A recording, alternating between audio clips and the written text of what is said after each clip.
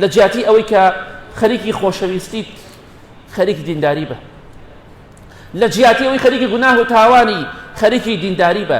ئێستا ئێمە مانگی ڕەمەزانە دوای تەراویحەکە خەڵکانێکی زۆرێ دەچن بخۆیان لە ناو حەدیقەکان و ناو دوکانەکانە خەریکی دۆمینە شەقەی دۆمینەیان دێ. چی تۆبەیەکت کردووە؟ مانگی ڕەمەزان تۆ وەکو عورف و عادەتێک گرتووتە.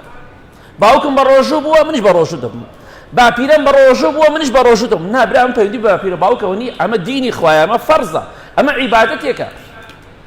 تۆبەت کردووە بەڕاستی تۆبە بکە، بە شەو دوور لە خوا هەتا ئێوارە بە ڕۆژوو بیتە، بەڵام شەوەکەی بە یاریکردن و بە دۆمینە و بە بلیار و نازانم بە چی و چیە بلیار دۆشتانەوە بە کۆمەڵێشتەوە لە کافتریاکان و لە چایخانەکان و لە حەدیقەکانە کەوتونە. دەبرا شەوەکانی خەریک قورئان بە، عیبادەتی خوا بکە، بگەڕێرە بۆ لای خوا. تەمەنی من و تۆ سیقەی نییە. چەند کەس مابینی شەو خەوت بەیانی هەڵەسە، ڕۆژی کردەوە شەوی نەکردەوە. بگەڕێنەوە بە لای خوا، تۆبە بکەن وەکو ئەم پیاوە بەڕێزە ڕەحمەتی خوا لێوێ بەڕاستی تۆبەی کرد.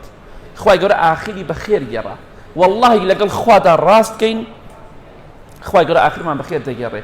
ئەم گەنجە خۆشەویستە ڕەحمەتی خوا لێوێ چەند ڕۆژێکی کەمە گەڕاوەتەوە بۆ لای خوا، باوەڕان گەشتێتە هەفتەیە، بەڵام خوای پەروەردگار باشترین مردنی بەنسیب کرد بە زمانی بە ڕۆژۆ لە ڕێگای جومعە و جەماعەتە، و بە تۆبەیەکی ڕاستەقینە وفاتی کرد.